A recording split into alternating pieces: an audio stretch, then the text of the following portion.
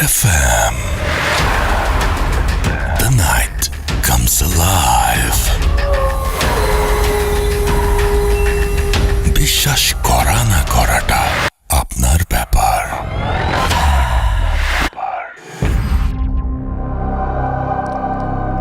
ঘড়িতে সময় রাত 11:59। শুনছেন রেডিও ফুরতের FM। আমি রাসেল আছি, সাথে আমার সাথে রয়েছেন মাসুম ভাই এবং আজকের অতিথিরা। আপনাদের সবাইকে স্বাগত জানাচ্ছি ভূত FM-এ। এবং আমি শুরুতে জানিয়ে দিই যে আজকে আমাদের খুব স্পেশাল একজন গেস্ট রয়েছেন, বাবু ভাই, এবং তাকে আমরা বছরের প্রথম শোতে আনার চেষ্টা করেছিলাম, বাট তিনি অসুস্থ ছিলেন এবং আল্লাহর রহমতে এখন তিনি সুস্থ। তো আজকে তিনি আমাদের সাথে পার্টিসিপেট করবেন এবং তার ঘটনা দিয়েই আমরা শুরু করব ভূত FM। তার আগে অবশ্য ইমেইল পড়ব এবং তারও আগে জানিয়ে দিই যে কিভাবে আমাদের সাথে আপনি যোগাযোগ করবেন। আমাদের যদি আপনারা ইমেইল পাঠাতে চান তাহলে আমাদের ইমেইল অ্যাড্রেস হচ্ছে bhootfm@radiofurti.fm, which is BHWTFM@radiofurti.fm। আপনার নাম, ঠিকানা এবং ফোন নাম্বার সহ আপনার জীবনে ঘটে যাওয়া বা আপনার জানা সেরা ঘটনা লিখে পাঠিয়ে দিন আমাদের কাছে।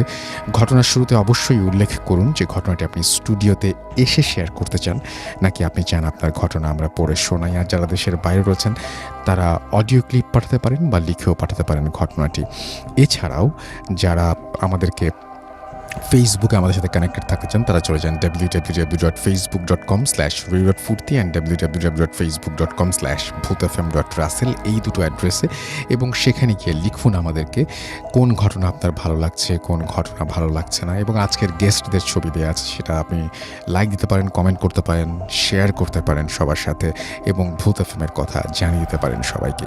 পৃথিবীতে বিভিন্ন জায়গায় এই মুহূর্তে যারা শুনছেন তাদেরকে আরও একবার আমন্ত্রণ ভূত এফএমে। এবং আমি জানি যে শীতের রাতে ভূত এফএম অনেক জমজমাট হয়ে ওঠে। পৃথিবীতে এরকম দেশ অনেক যেখানে এখন শীতকাল, এবং অনেক দেশে এখন মানে যেমন আমি যদি খুব কাছাকাছি দেশের মধ্যে চিন্তা করি যে থাইল্যান্ড, হয়তো এখানে নর্মাল ওয়েদার, বাট তারপরে খুব কমফোর্টেবল একটা সময় ওয়েদার এখন। এবং আমার মনে হয় যে এই রকম রাতে ভূত এফএম অনেক বেশি জমজমাট হয়ে ওঠে।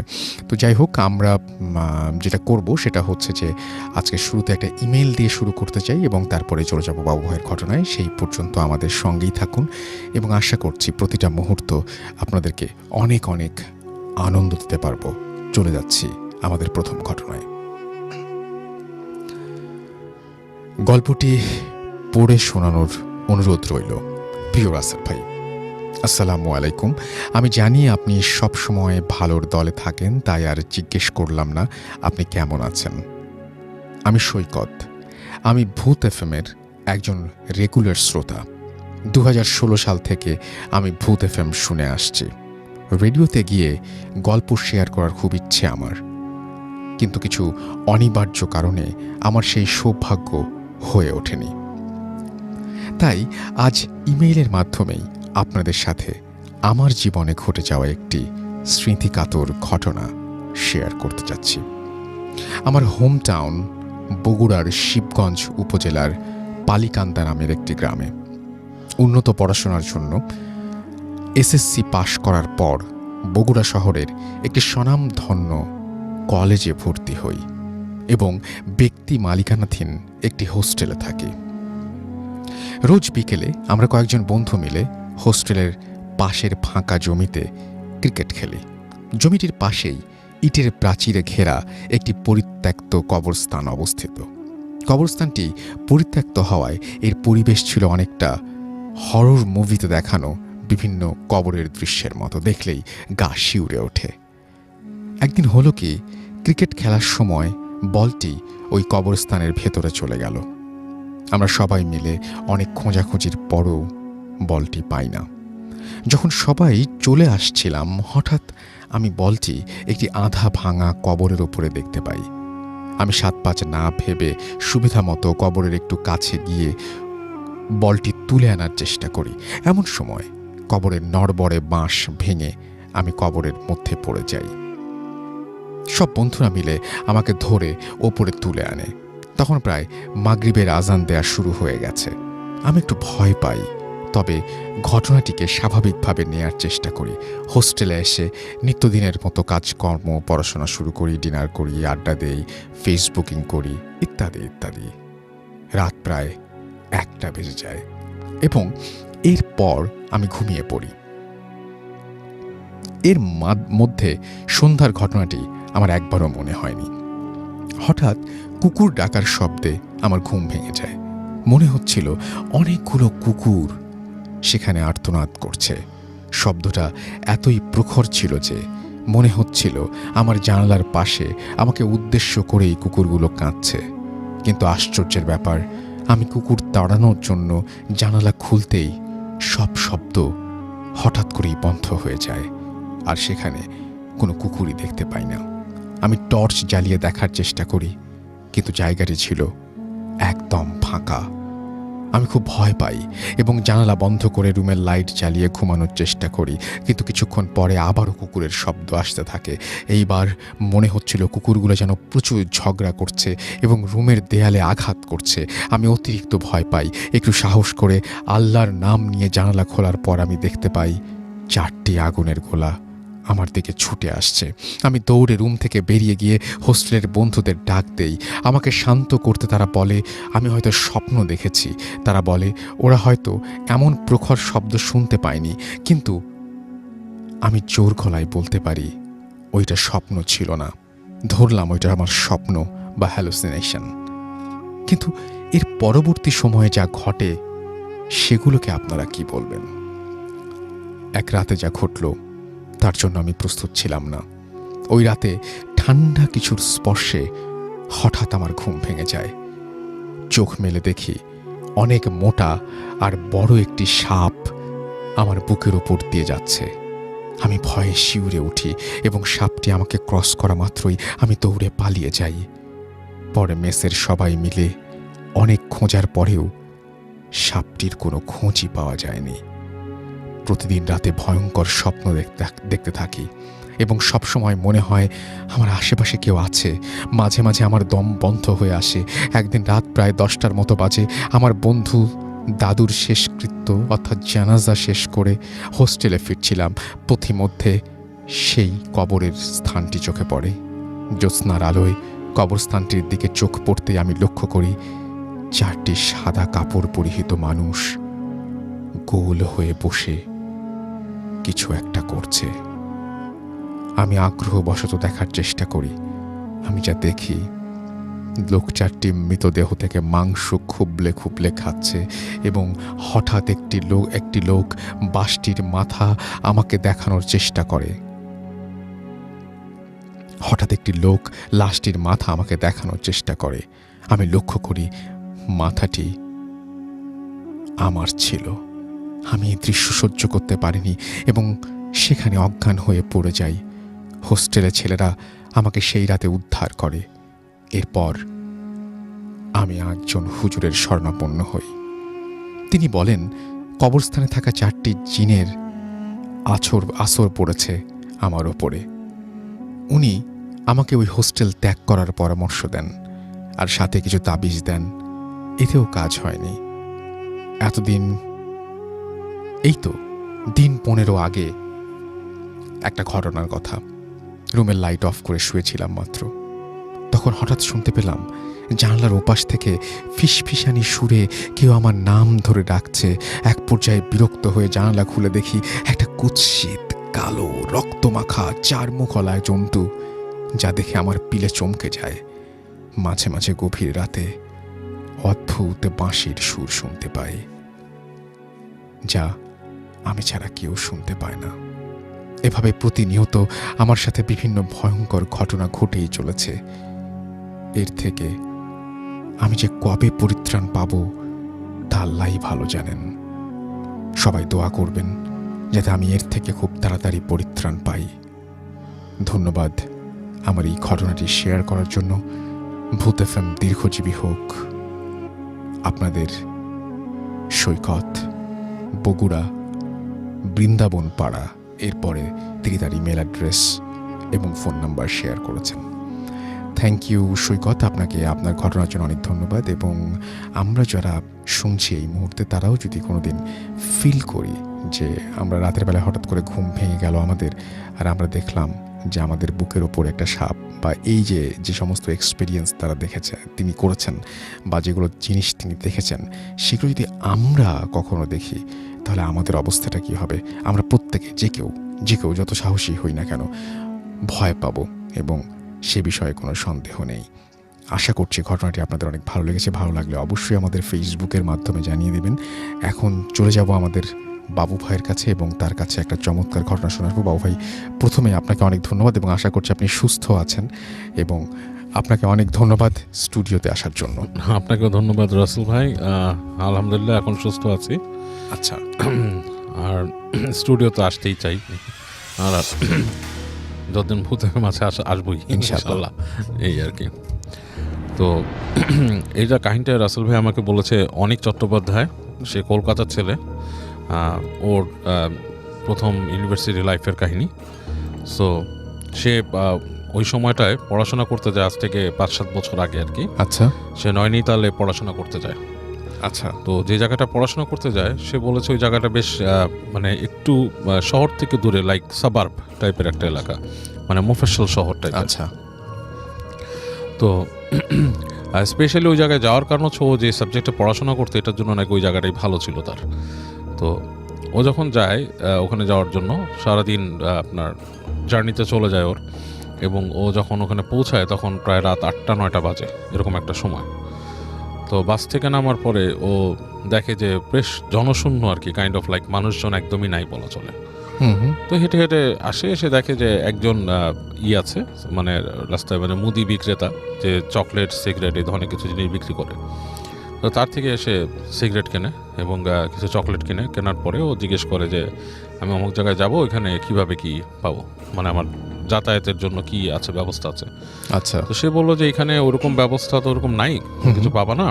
তো এক ধরনের শ্যালো মেশিন টাইপের চালিত আর কি, একটা রিক্সা টাইপের আছে, আর আছে হচ্ছে এক ধরনের টাঙা, এবং সেই টাঙাগুলো তুমি পাবা কিনা এখন শিওর না। আচ্ছা। এটা হচ্ছে যে কারণ দিনের বেলায় এগুলো চলে যায় এখান থেকে, সন্ধ্যার পরে পাওয়া যায় না। তো তোমার জন্য ভালো হয়, রাস্তাটা সুবিধার না, তুমি এখানেই থেকে যাও, বাস স্ট্যান্ডেই কোথাও থেকে যাও, এখানে তো আরও 2-1 জন মানুষ আছে, ওখানে তো কাউরে পাবা না রাস্তায়। তো অনেক বলতেছে যে এত রাতের বেলা, মানে এমন কোনো রাত হয় নাই, 8টা-9টা বাজে, এই সময় তোমাদের এই এলাকাটা এত নিস্তব্ধ কেন হয়ে যায়? তো বলতেছে এটা গ্রামের জায়গা, অ্যান্ড এই মানে আর কি বেশ গ্রাম্য জায়গা, ইটস নট এ সিটি। এবং ওর সাথে কমিউনিকেশন করছে সে ইংলিশে। হ্যাঁ, মানে এটা সিটি না, এখানে তুমি এরকম সুবিধা পাবা না যেরকম যেতে চাও। সো তুমি যদি টাঙা পাও, এটা তোমার জন্য ভাগ্যের ব্যাপার, টাঙা না পেলে তো কিছু করার নেই। তো যাই হোক, অনেক ওখানে দাঁড়িয়ে থাকে, দাঁড়িয়ে কর্নারে একটা জায়গায় সে সিগারেট খায়, বসে থাকে একটা ইসের পর, বসে চিন্তা করে যে এখন কি করব। এরকম চিন্তা করতে করতে সে চিন্তা করে যে আমি একটু আশেপাশে হেঁটে দেখি কি অবস্থা। আচ্ছা। এখানে তো বাস স্ট্যান্ডে টাঙালা নাও আসতে পারে। সো ও যেটা করে, ওর হাতের যে একটা লাগেজ ছিল, সে লাগেজটা হচ্ছে আপনার ট্রলি লাগেজ, টেনে নেয়, ওইটা নিয়ে সে হাঁটে। আচ্ছা। তো একটু সামনে যাওয়ার পরে ও হাঁটতে হাঁটতে যে দেখে যে দূরে মনে হচ্ছে ছায়ার মতো কিছু একটা দাঁড়ায় আছে গাছের ইসে, দুই পাশেই গাছ, মাঝখানে মনে করেন যে আলো পড়তেছে, আকাশের আলো কিছুটা, মানে এমন কোনো আলো না, মানে অন্ধকারে হালকা গাছের ওই চাঁদের আলোতে জায়গাটা একটু একটু আলোকিত লাগছে। আচ্ছা। এবং বেশ ঠান্ডা পড়ে গেছে তখন জায়গাটাতে, কারণ মানে ওই জায়গাটা মানে প্রধানত হচ্ছে শীতটা বেশি পড়ে আর কি, কিন্তু একটু যেহেতু সাবার্ব এলাকা, গাছগাছালি বেশি, শীতটা বেশি পড়ে। তো মানে বেশ টকটক করে কাঁপতে কাঁপতে হেঁটে হেঁটে ছায়ার দিকে যায়, যে ওখানে কী দাঁড়ায় আছে, ওটা কি মানে মানে কোনো বাসা না কি, মানে হোয়াট ইজ দিস। তো কাছাকাছি আসতে দেখে সেখানে একটা টাঙা। আচ্ছা। টাঙা গাড়ি, ইটস লাইক ওর যেটা বলছে, এটা মানে পুরা ফুল ফ্রেজ একটা ঘোড়ার গাড়ি না, ঘোড়াই টানে এটাকে, বাট ছোট টাইপের, মানে পিছনে কোচটা হচ্ছে এত ছোট, মানে হাইয়েস্ট হয়তো একজন ঘোড়া, একটা ঘোড়া টেনে নিয়ে যাবে এটাকে, কাইন্ড অফ লাইক কলকাতায় একসময় যে আদম গাড়ি, এখন আছে কিনা আমি জানি না, আচ্ছা, ওরকম টাইপের আর কি। সো তো ওখানে যে দেখে যে ওরকম একটা গাড়ি আছে এবং তার সাথে ঘোড়াও আছে, কিন্তু মানুষ নাই। তো মানে খুব থতমত খেয়ে যায় যে ঘটনাটা কি, মানুষ নাই, টাঙা গাড়ি দাঁড়ায় আছে। তো কিছুক্ষণ বসে থেকে একটু পরে সে হাতে সিগারেট শেষ হয়ে সিগারেটটাকে ফেলে দেয়, ফেলে দিয়ে পা দিয়ে নিভাই ফেলে। তো সিগারেটটা ফেলে দেওয়ার কিছুক্ষণ পরেই দেখে যে ওইখানে মানে পাশে গাছগাছালি যে জায়গাটা, ওখান থেকে একজন মানুষ বের হয়ে আসছে। বের হয়ে এসে তাকে বলতেছে, মানে ওখানকার মানে লোকাল ভাষার সাথে হিন্দি মিশানো আর কি, যে কোথায় যাবা। তো বলে যে আমি তো অমুক জায়গায় যেতে চাই, তো তুমি কি যাবা নাকি। তো ওরে বলছে যে ব্যাঠো, বসো পিছনে। তো ও কোনো কথা না বলে সুন্দর, ও মনে করে যে এর থেকে ভালো সুযোগ তো আর নাই। এই পাওয়া গেছে, হ্যাঁ, বাস স্ট্যান্ডে কিছু নাই, বাস স্ট্যান্ডের আশেপাশে কোনো হোটেলও নাই, কোথাও নাই, ওখানে বসে রাত কাটানোর চেয়ে বেটার তুমি চলে যাই। তো বসে ওর যে ওই ইসে উঠে বসে তার যে লাগেজ থেকে খুলে সে পাতলা একটা সোয়েটার সে গায়ে দেয়। আচ্ছা। তো গায়ে দেওয়ার সময় তার হাতে ওই যে আপনার ছিল একটা ম্যাগাজিনটাও সে বের করে নেয় হাতে, মনে করে যে কোথাও যদি যে সে পড়তে পারে বা কিছু, মানে just to have something in his hand, okay, এরকম একটা নিয়ে এসে বসে। তো বসে সে ওখান থেকে আপনার যাওয়া শুরু করে আর কি, টাঙা চালাচ্ছে। তো বেশ অনেক দূর যাওয়ার পরে ও দেখতেছে যে সামনে যে জায়গাটা, সেই জায়গাটাতে আপনার দুই পাশে গাছ নাই, বেশ প্রান্তরের মতো, মানে বেশ মাঠ টাইপের, এবং মানে চাঁদের আলোটা এমনভাবে পড়ছে পুরো জায়গাটা ঝকঝক দেখা যাচ্ছে জায়গাটা। তো ও খুব এনজয় করা শুরু করে, খুব এনজয় করা শুরু করে। সে মনে করে যে মানে this is a very nice thing to do, এই জায়গায় মানে জায়গাটা খুবই সুন্দর একটা জায়গা, তার এই যাওয়াটাই একটা সার্থকতা লাগতেছে। তো এরকমও যায়। তো টাঙ্গালাকে জিজ্ঞেস করে যে এখানকার পরিবেশ কেমন, এই মানে কিছু প্রশ্ন করার চেষ্টা করে লোকটাকে। তো লোকটা দেখাচ্ছে তার কথাবার্তা খুব একটা উত্তর দিচ্ছে না, এড়ায়, এবং ওই রাস্তার ঘোড়ার খুরের শব্দে আর মানে খুব চাপা পড়ে যাচ্ছে, আর বাতাস চলছে, খুব শোঁ বাতাস চলছে। তো এই সময় মানে এক সময় চুপি হয়ে যায় যে ব্যাপারটা কি। তো ওই জায়গাটা যখন পার হয় তখন দেখে যে সে আপনার আবার একটা এরকম তৈরি হচ্ছে রাস্তা, যেখানে দুই পাশে গাছ, এবং এইবারে গাছটা খুব ঘন হয়ে জন্মাইছে, মানে চাঁদের আলো প্রায় ঢুকতেছেই না, জায়গাটা বেশ ঘুরঘুরটি অন্ধকার। তো ওর বুকের মধ্যে কেমন যেন ছ্যাদ করে ওঠে, মনে হয় যে এই অন্ধকারে ঢুকে যাচ্ছে, কেমন জানি লাগে ওর কাছে। ইটস লাইক একটা কেইভে, বা আপনার যদি একটা ইসে প্রবেশ করে মানুষ, ধরেন একটা মানে টানেলে প্রবেশ করে, কাইন্ড অফ লাইক গাছের টানেল বলা যায় যেটাকে। তো ওখান থেকে ঢুকে যায় ঘোড়ার গাড়িটা। তো যখন সেখানে ঢুকে তখন না, ও অলমোস্ট কিছু দেখতে পায় না রাসেল ভাই, যেটা হয় যে শুধু ঘোড়ার শব্দ শুনতেছে, ঘোড়ার খুঁড়ের শব্দ, আর অন্ধকার, এবং অন্ধকারটা খুব জেঁকে বসছে। তো এই সময় ও মানে টের পায় ওর পেছনে কেউ, জাস্ট লাইক আমরা যদি রিক্সায় কেউ মানে আমরা পা দিয়ে উঠে কারো ঘাড়ের মধ্যে এরকম সুড়সুড়ি দেই, কাইন্ড অফ লাইক দ্যাট, ওর ঘাড়ের মধ্যে শীতল কোনো স্পর্শ, লাইক খুব মানে আইস কোল্ড কোনো টাচ ঘাড়ের কাছে, এবং ও খুব চমকা উঠে লাফ দিয়ে উঠে হাত দিয়ে দেখে যে কিছু নেই, এবং তখন মনে হয় যে কেউ দুষ্টুমি একটা হাসি দিয়ে পাশে চলে আসছে, এরকম একটাই। তো ও খুব ভয় পেয়ে যায়, ও হাত দিয়ে ওই যে টাঙা চালাচ্ছে তার জামা চেপে ধরে। তো দেখে যে টাঙাওয়ালা বেশ চাপা হাসি দিয়ে, কাইন্ড অফ লাইক মজা পেলে যেরকম আসে, কাইন্ড অফ লাইক দ্যাট, কেউ মজা করে যে কারোর সাথে আসে ওরকম হাসি দিয়ে বসে যে ব্যাটে রাখো চুড়েল হ্যাঁ, বসে থাকো চুড়েল। তো ও তো এটার সাথে পরিচিত এই জিনিসগুলো, যেহেতু সে ভারতের ছেলে এবং সে ভারতের বিভিন্ন অঞ্চলের বিভিন্ন মিথ, চুড়েল সম্বন্ধে আমি অনেকে হয়তো শুনছে, চুড়িয়াল, হোয়াট ইজ চুড়েল ইজ আমাদের বাংলাদেশে আমরা যেটাকে অনেকে শাকচুন্নি বলে, অনেকে পেতনি বলে, সামথিং লাইক দ্যাট, বাট ভারতে হয়তো প্রচলিত আছে। অনেকেই চুড়েল সম্বন্ধে অনেক কিছু আমাকে বিস্তারিত আরও বলছে, আমি নিজেও জানতাম, ওর কাছ থেকে আরও কিছু শোনা, যে ওরা যেটা আমরা অনেকে ডাকিনি বলি আমাদের এখানে, ইট কাইন্ড অফ লাইক দ্যাট, এরা পথ দিয়ে আপনাকে নিয়ে যাবে, কোথাও চুবিয়ে মারবে, কখনো তারা আপনাকে ডিসগাইজ করে সুন্দর কোনো মেয়ে সেজে আসে, এরকম kind of like that. Actually মানে টু বি ফ্র্যাঙ্ক এগুলো হচ্ছে সবই হচ্ছে জিন, সোর্ট অফ এ জিন। বাট এনিওয়েজ আমি ওর বিশ্বাসেই থাকলাম বা ওর কথাতেই থাকলাম যে ওটা চুড়েল। ওকে যখন এটা বললো, ও তখন ওর গায়ের লোম সব একসাথে দাঁড়ায় গেল। আচ্ছা। এবং মানে ওর মনে হচ্ছে যে আমি এখানে না থাকাটাই বেটার ছিল, মানে কেন আমি এখানে আছি, এরকম একটা বোধ তার মধ্যে আসলো। এবং যখন সেই বোধটা পাইছে তখন তার মনে হলো ঠিক তার পাশেই কেউ বসে আছে সিটে, কোনো নারী, এবং যতটুকু সে স্পর্শ বুঝতে পারতেছে তার শরীরের সাথে স্পর্শ, মানে তার কাপড়ের প্যান্টের সাথে তারই মনে হচ্ছে একটা বরফের টুকরা তার পাশে বসা। এবং মানে ও বলার মতো না, ইন দ্যাট পয়েন্ট ও যেটা করছে, ওর যে লাগেজ নিয়ে চিন্তা করছে যে আমি ওই গাড়ি থেকে লাফ দিয়ে পড়ে যাব নিচে।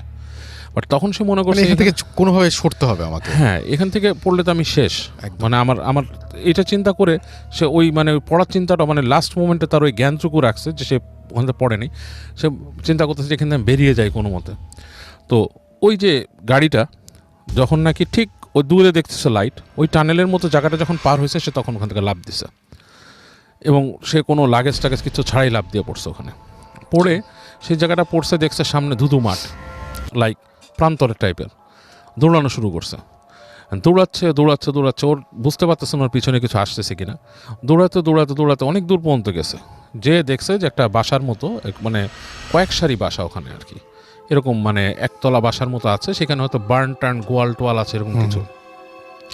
তো ওখানে বাসার সামনে গেছে, তো ফিরে দেখে যে পেছনে একটা নারী মূর্তি আসতেছে। নারী মূর্তি কীভাবে বুঝছে, সে চুল উঠতেছে চাঁদের আলোয় দেখতেছে, এবং মানে সেটা মানে খুব স্বল্প বসনা উড়ে আসতেছে, এবং মনে হচ্ছে মাটির থেকে, মানে মাটিতে হেঁটে না, মানে মাটিতে বাতাসে সে ভেসে আসতেছে মাটির খুব কাছাকাছি সময় ধরে। এবং ওর যখন খুব কাছে চলে আসছে তখন সে ওখানে জ্ঞান হারায় ফেলছে, তখন আর তার জ্ঞানটা থাকেনি। তো পরবর্তীতে মানে ও জানে না কতক্ষণ সে বেহুশ ছিল, ওর হুঁশ ফিরে দেখে যে একটা ঘরের মধ্যে সে, এবং সেখানে আপনার জ্বলতেছে, বাতি জ্বলতেছে কম পাওয়ারের, একটা লোক, তার সাথে একটা মহিলা, তারা, এবং সে মহিলাকে দেখেও ভয় পাওয়া শুরু করছে, প্রচণ্ড ভয় পাচ্ছে। তখন তাকে বলতেছে কী হয়েছে তোমার, জিজ্ঞেস করতেছে ওকে, বলতেছে যে আমি তো আসছি, আমি বাইরের থেকে আসছি, ক্যালকাটা থেকে আসছি, এখানে এরকম সিচুয়েশন, কিছু বলতে পারছে আর কি। তখন তাকে বলছে যে এটা কিছু না, এখানকার রাস্তাঘাটে রাতের বেলা এরকম অনেক কিছু দেখা যায়, সো তুমি চিন্তা করো না, তুমি এখানে আসো আমাদের বাসায়, তুমি থাকো, তারপর তোমাকে সকালে আমরা পৌঁছায় দেওয়ার ব্যবস্থা করবো।